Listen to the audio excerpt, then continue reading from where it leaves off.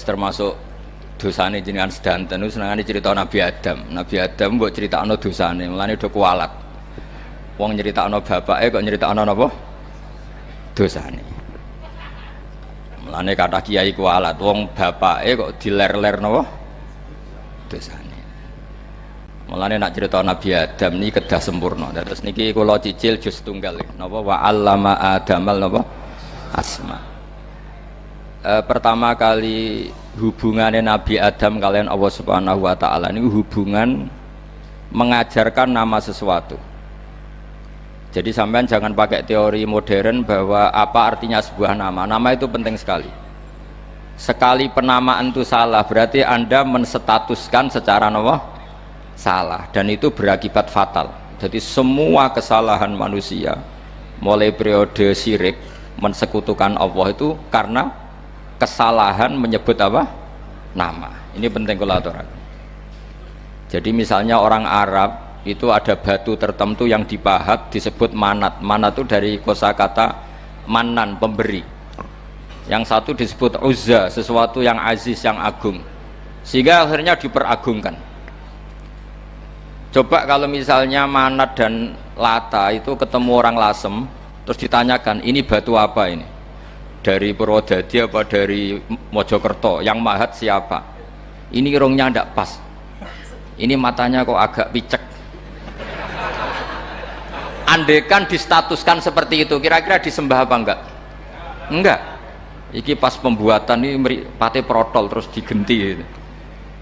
Sehingga setiap kemusyrikan itu semua para nabi ngendikan inhiya illa asmaun sammaitumuha antum wa aba'ukum ma anzalallahu biha min sultan. Sebagian ayat ma anzalallahu biha min sultan. Bahwa kesalahan-kesalahan yang kamu timbulkan itu karena kamu kesalahan bikin nama. Makanya status itu penting.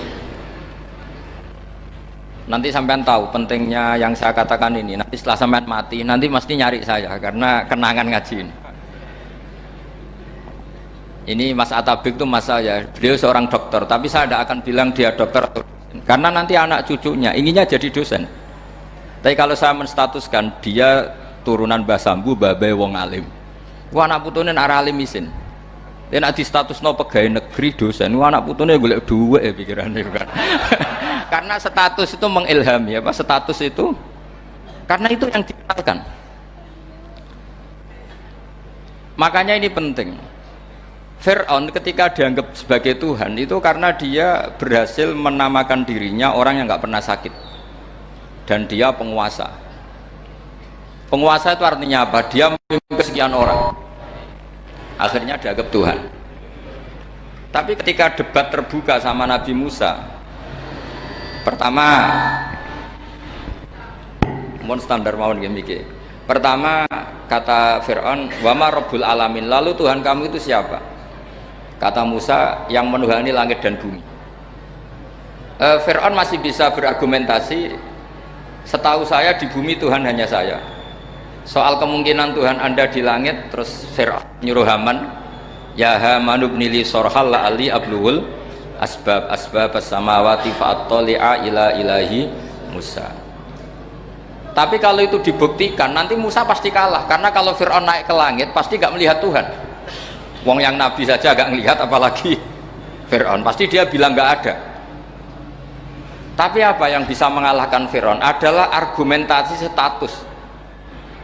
Kata Musa, Rabbukum wa Rabbu abaikumul awalin, yang nuhani nenek moyang kamu. Artinya kalau Fir'aun Tuhan itu berarti Tuhan balita, karena mbah-mbahnya dulu tanpa Tuhan, karena Tuhannya lahir terlambat. Akhirnya Fir'aun saat itu juga para pengikut Fir'aun langsung menjadi mukmin meskipun menyembunyikan imannya. Karena kalau Fir'aun Tuhan berarti mbah-mbahnya tidak punya Tuhan, karena Tuhannya baru dilahirkan kemudian. Artinya gini, andai kan Fir'aun distatuskan al-maulud, orang yang dilahirkan, maka tidak akan ada orang yang menuhankan Fir'aun. Atau Fir'aun dibahasakan wujida ba'da alam yakun, dia ada setelah dulu-dulunya tidak ada. Apapun hebatnya Donald Trump, apapun hebatnya Cleopatra, apa Fir'aun, semuanya itu wujidu ba'da alam yakunu. Mereka ada dari tidak ada. Yang seperti ini pasti tidak Tuhan. Makanya Allah mengenalkan manusia itu sederhana supaya tidak pernah jadi Tuhan. Hal ata alal insani khinum minad dahri lam yakun syai'am mazkura. Manusia itu siapa? Ya manusia itu makhluk yang ada dari tidak ada. Dengan status itu nggak mungkin kamu tuhankan. Ini penting saya utarakan. Jadi buah gerakan Allah itu pasti dimulai salah penamaan. Makanya saya kemarin ketika Mbah Mun intaqala ila rafiqil a'la, ketika beliau wafat, saya bilang ke anak-anak Anwar, statuskan Mbah Mun sebagai orang alim, alama, al-faqih, muridnya Sayyid Alawi, muridnya Mbah Zubair. Sekali Anda menstatuskan beliau orang besar, tepaan santri sing mau luhur kepengin ditiru besar tok. Nah niru besar tok terus ana santri mau ita itu tok ngerasa gede repot. Sama, makanya saya nggak pernah. Sebenarnya saya tahu Mas Atabik ini Mas saya itu dosen, saya tahu, tapi saya tidak pernah ngomong dosen. Kalau anak-anak era menjadi wong alim, menjadi dosen malah langsung berarti wong alim, malah celoko mana. Jadi karena salah status itu nanti panjang, akibatnya itu panjang. Makanya saya itu sebetulnya ya risih dikatakan Gus Bak itu orang alim, sebenarnya risih. Tapi saya seneng saja. Sing seneng beniru alime, sing hasut takjak kompetisi. Jadi tak nikmati ya. Jadi sing seneng beniru alime, sing ra seneng itu hasut takjak kompetisi, takjak maca tafsir. Nak ra mriyang. Engko paling maca primbon mek terjemah. Ini penting, jadi itu yang disebut wa'allama adamal asma. Makanya Allah itu mengkritik semua kesalahan manusia dimulai dari salah penamaan. Makanya saya kemarin Pak Pilpres sering bilang, kalau presidennya ini maslahat, kalau enggak ini enggak maslahat. Mana ada kemaslahatan ditentukan hanya oleh seorang presiden? Itu tauhid kita di mana? Memang kita secara syariat harus milih sesuai ijtihad kita, tapi tidak usah dong menggantungkan kesejahteraan sama seorang makhluk, itu tidak boleh, secara tauhid nggak boleh. Makanya ini penting sekali, jadi nggak boleh orang salah nama. Kita tetap memilih presiden, milih kiai, milih siapa saja, tapi tidak boleh menstatuskan manusia sama dengan status Tuhan. Itu bahaya sekali dalam ilmu tauhid. Terus yang ketiga, kenapa nama itu penting? Begini, alam yang dipakai Quran, alam itu nama ya, alam mangkul, semua alam. Wah nanti subuh tak jamin pinter nih, tapi saya tetap mau setengah jam, karena saya tahu sampai subuh pun kira-kira ya tidak pinter, jadi ya setengah jam. Jadi nanti kalau kamu ditanya kenapa tidak pinter, mari Gus Bak mulangi mau setengah jam, punya alasan. Kalau sampai subuh kok gak pinter kan, goblok banget nanti subuh orang pinter. Ya nak orang-orang bilang gitu. Lah anak sing ngomongin, oh mesti salah metode, gurune yang salah. Diulang orang pinter-pinter mesti salah sing mulang gitu. Malah repot lagi nanti. Saya beri satu teori bahwa nama itu penting. Rasulullah itu pernah guyon gini, ini guyon betul, ada di hadis Sahih, ada di juz 3 di kitab Bukhari. Allah itu kalau ingin bully, Allah itu suka bully, suka goda orang. Kalau ingin bully orang kafir itu menamakan kekasihnya namanya Muhammad. Makanya Nabi pernah guyon, ala ta'jabuna kaifa yasrifu wa anni syatma quraisin wa la'nahu. Kenapa Anda nggak pernah berpikir bahwa Allah begitu mencintai saya sampai bikin nama untuk saya itu nama yang membingungkan semua orang kafir. Karena kalau Abu Jahal nyari Muhammad mana, itu kalau kamu tahu bahasa Arab berarti artinya kan orang terpuji mana. Padahal Abu Jahal itu menghindari kata orang terpuji, jadi bingung dia. Muhammad kamu jancuk, coba kamu terjemah, wahai orang terpuji kamu. Itu kan kacau semua. Makanya Allah itu suka bully. Jadi kata Nabi Muhammad, kamu tahu betapa Allah itu mencintai saya dan bikin bingung orang-orang yang menghujat saya, karena mereka kalau menghujat saya tetap menamai Muhammad. Itu coba kalau kamu tahu bahasa Arab, maknanya Muhammad orang yang berarti kira-kira kalau Abu Jahal Misa itu jancuk kamu Muhammad, berarti artinya apa? Wahai orang terpuji kamu jancuk. Ini kalimat yang kacau kan. Akhirnya Abu Jahal pinter, kalau nyari Muhammad bilang gitu, ya mudzammam, ainal mudzammam. Makanya kata Nabi, yastamuna mudzammaman wa yal'aununa mudzammaman wa ana Muhammad. Akhirnya Abu Jahal kalau nyari Muhammad, ainal mudzammam, mana orang yang tercela. Akhirnya orang-orang tanya, mudzammam itu siapa? Muhammad itu loh. Akhirnya dia keliru lagi. Ya Muhammad itu loh. Akhirnya ya bilang Muhammad lagi. Jadi kayak apa? Makanya itu saya mangkal kalau sama orang ndak anaknya Kiai jenenge Agus, karena ya tetap diceluk Gus. Karena ya saya itu punya teman itu gak Gus, mangkalnya bukan main sama anaknya Kiai. Dia punya cita-cita anaknya nanti dinamai hanya Agus saja, supaya semuanya manggil Gus. Terus nanti yang hasut ya bilang Dus. Kayak kemarin pas Pilpres itu macam-macam. Tapi ini penting saya utarakan, jadi nama itu nggak boleh salah, status juga nggak boleh salah.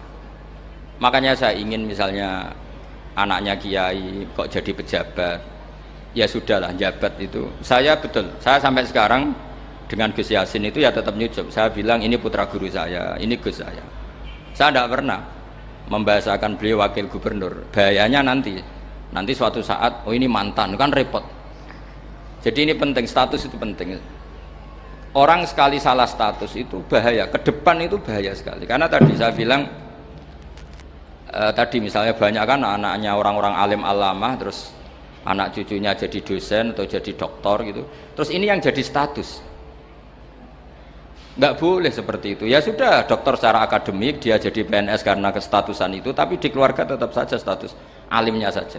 Atau mudawimul khairi, mudawimut tahajud, mudawimu apalah, ini selalu tahajud, ini selalu deres, ini selalu ibadah, sehingga anak cucu kita ya kenangannya itu.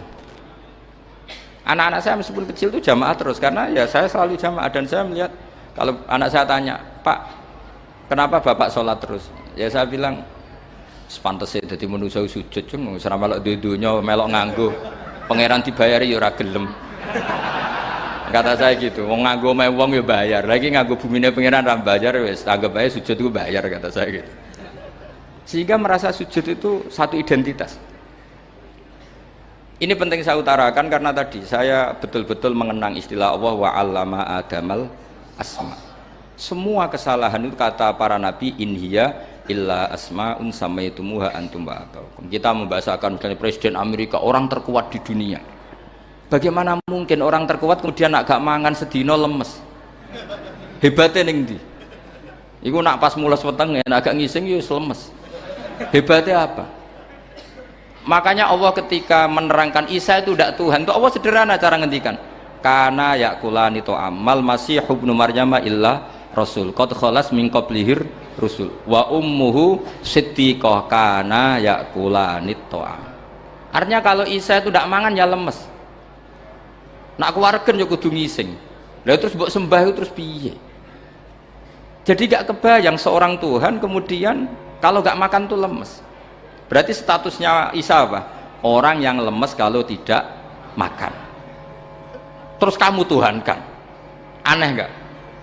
Aneh. Jadi andaikan manusia dengan status yang diterapkan Allah, yang distatuskan Allah, itu pasti tidak ada yang salah. Karena yakulanit tu'am. Saya itu insya Allah tidak akan pernah salah nama. Saya punya cerita ya tentang nama itu. Ketika seseorang baik sama tetangga, itu kalau sampean seorang mukmin yang mukhlis, mukmin yang ikhlas, pasti ya karena diperintah Allah. Saya ngajar seperti ini karena diperintah Allah.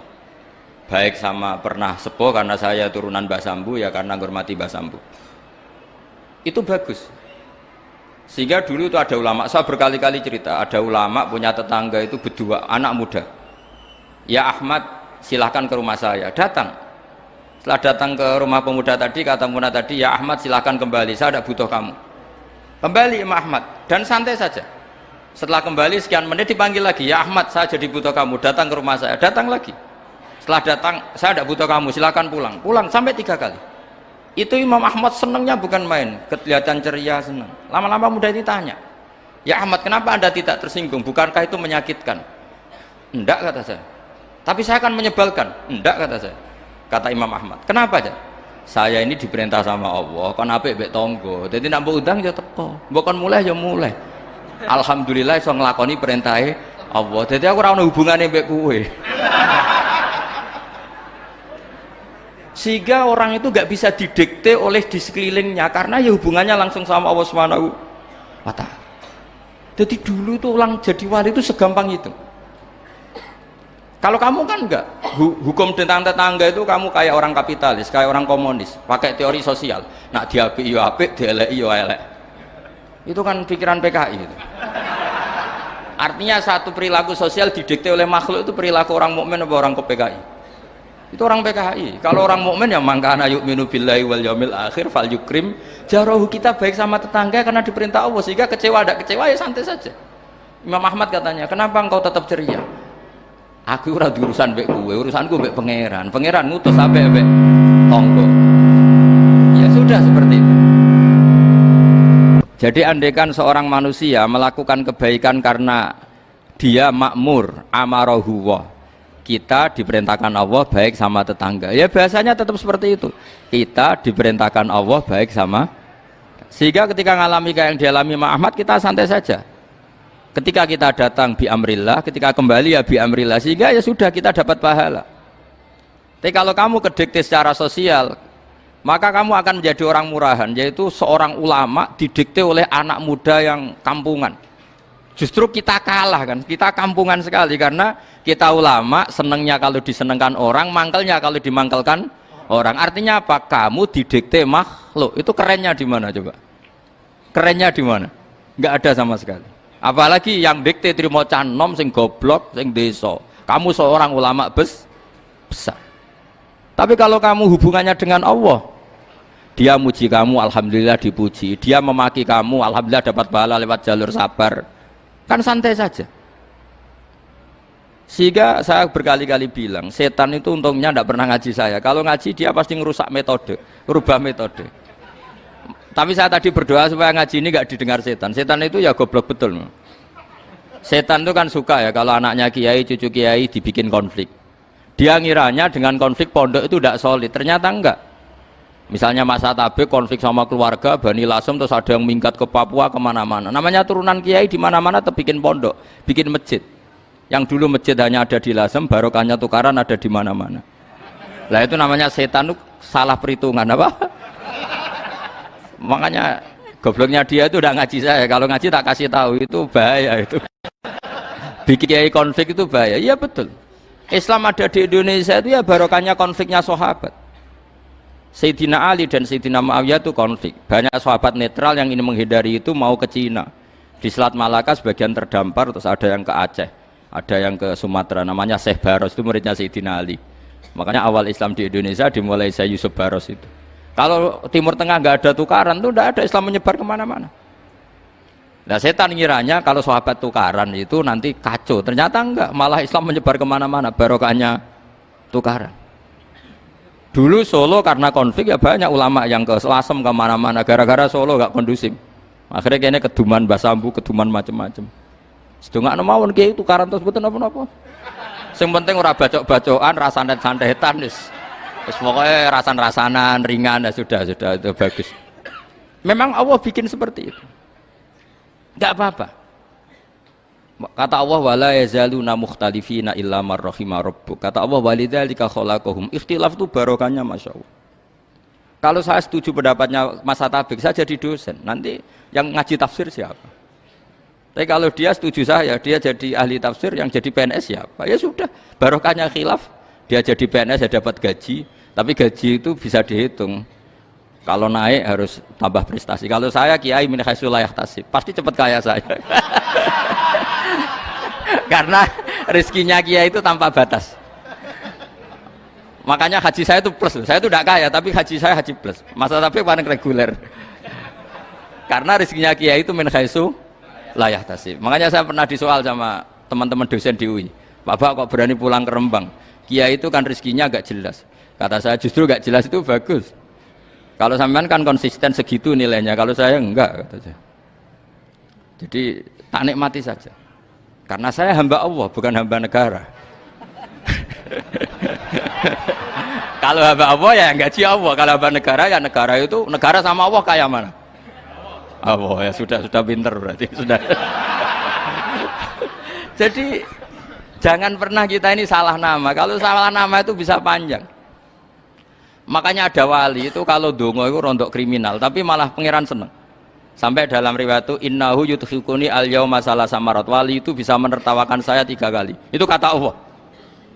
Itu kalau dongo itu agak kriminal, tapi mesti mustajab. Tapi kalau kamu niru sudah tidak mustajab karena ini KW, copy paste. Itu kalau dia datang ke Raudhah itu bilang gini wali tadi, ya Allah, saya ingin jadi orang baik. Jika engkau turuti doa saya, maka surra habibuk, kekasihmu ini menjadi senang. Tapi jika saya jadi orang jelek, surra aduwuk, yang senang itu iblis. Sekarang milih mana jenengan, menyenangkan kekasih kamu atau menyenangkan musuh kamu? Itu cuma riwayat. Terus kata Allah bilang ke Nabi Muhammad, karena wali kan ada alam roh, wis kandhani wis mustajab, coba baleni itu gue. Segampang itu wali punya hubungan. Saya ulang lagi ya, tapi jangan ditiru. Karena kamu tidak wali, nanti setelah wali niru gak apa-apa. Ya Allah, saya ini ingin jadi orang baik. Kalau saya jadi orang baik, maka surra habibuk, kekasihmu menjadi senang. Kalau saya jadi orang buruk, surra aduwuk, musuh kamu menjadi senang. Tinggal engkau lah sekarang sebagai Tuhan, senang menyenangkan kekasih kamu, menyenangkan musuh kamu. Ya tentu Allah pilihannya kan senang menyenangkan kekasihnya. Terus kata Allah sudah sampai situ aja doanya, jangan panjang-panjang, panjang-panjang malah repot. Semudah itu mereka hubungan dengan Allah Subhanahu wa taala karena mereka tidak pernah salah nama. Kalau kita kan tidak. Kita tidak mesti walinya, tidak mesti istiqomahnya, kiai saja karena diangkat MUI, bukan karena kiai betul, atau diangkat di struktur kepengurusan NU. Terus doa pakai namanya sendiri, ya Allah, saya ini ngitmai agama sudah lama, mbok ya saya ini jadi gini-gini. Status kamu itu belum ada di arsy. Ini penting saya utarakan, jadi nama status itu penting sekali. Sehingga semua kesalahan saya ulang lagi itu karena status. Ini penting saya utarakan karena sekarang itu banyak nama itu disepelekan. Saya itu sering sinau kamus, jadi saya termasuk menekuni tafsir itu diantaranya menekuni kamus. Saya punya kamus banyak, mulai yang dikarang orang setengah kafir, munjid itu kan, kafir tapi setengah. Karena timnya banyak, sebenarnya banyak yang muslim juga. Ada yang Verus Abadi, macam-macam. Yang saya kenang dari kamus, di antara kamus yang saya kenang tentu miliknya Said Zabidi, kamus Mukhid itu. Ada kamus milik saya namanya Mukhtarus Sikhah, itu dikarang oleh orang alim. Itu bilang begini, sama tak bedai sekarang, lafadz ilah itu maknanya apa? Tuhan kan? Tasniahnya apa? Dia bilang isim ini tidak punya tasniah. Dia bilang ilah, normalnya tasniahnya ilahani, jam'annya taksir alihah. Tapi kata dia nggak boleh, lughat seperti itu nggak boleh, karena kullusmin harus yadullu ala aini musamma. Ilah itu nama tunggal untuk Allah, sehingga karena Allah itu tunggal nggak boleh ada tasniahnya ilahani. Karena kalau ilahani berarti kamu nerjemah apa? Dua Tuhan. Berarti kamu nganggap ada Zaidun, ketika Zaid dua kamu bilang Zaidani. Kalau banyak kan nggak pernah ada Tuhan dua atau tiga. Makanya kata pengarangnya itu Abu Bakar Ar-Razi itu kata beliau, wahadal ismu la musanna lahu wala jam'a wa innama jama'uhu wasannauhu katanya. Isim ini tidak punya tasniah, tidak punya jamak. Tapi kalau orang-orang katanya, orang-orang itu bilang ini ada jamaknya, ada tasniahnya. Ini penting sekali. Karena kesalahan itu nggak ada. Cara teori Quran itu kesalahan itu tidak ada. Yang ada adalah orang salah. Beda loh ya. Tak wari dadi wong pinter. Makanya ini sampai subuh. Tak wari dadi wong pinter. Saya ulang lagi ya. Kesalahan itu tidak ada. Yang ada itu orang salah. Pernah ada nggak 1 tambah 1 15? Nggak ada kan? Tapi kalau orang salah bilang 15, ada. Pernah nggak putih ini hakikatnya hitam? Nggak pernah kan? Tapi kalau orang salah, misalnya Rabun bilang ini hitam, ada. Sehingga ini penting, ini dalam teori ilmu mantek. Setiap Allah menyalahkan mereka, itu kata Allah, yaquluna bi afwahihim. Mereka itu melafatkan dengan mulut mereka bahwa Tuhan itu 3 misalnya, bahwa Lata Hubal itu Tuhan. Itu kalimat yang keluar dari mulut mereka tapi tidak menunjuk hakikat. Makanya kata Allah, kaburas kalimatan takhruju min afwahihim. Sungguh kalimat itu kalimat kriminal betul yang keluar dari lisan mereka.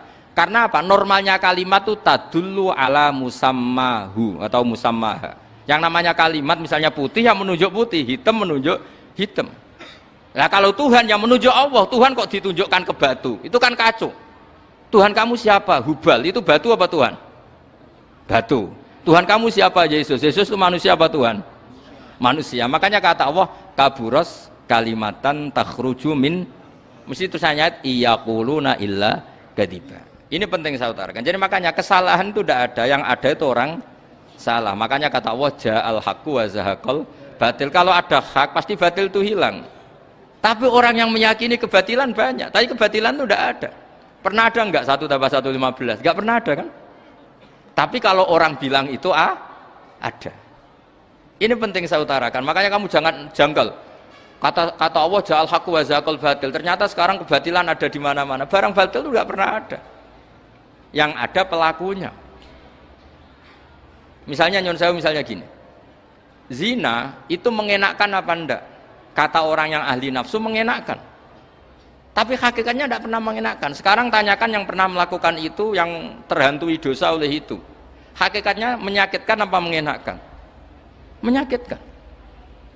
Tapi yang bilang mengenakan ada, tapi hakikatnya tetap menyakitkan.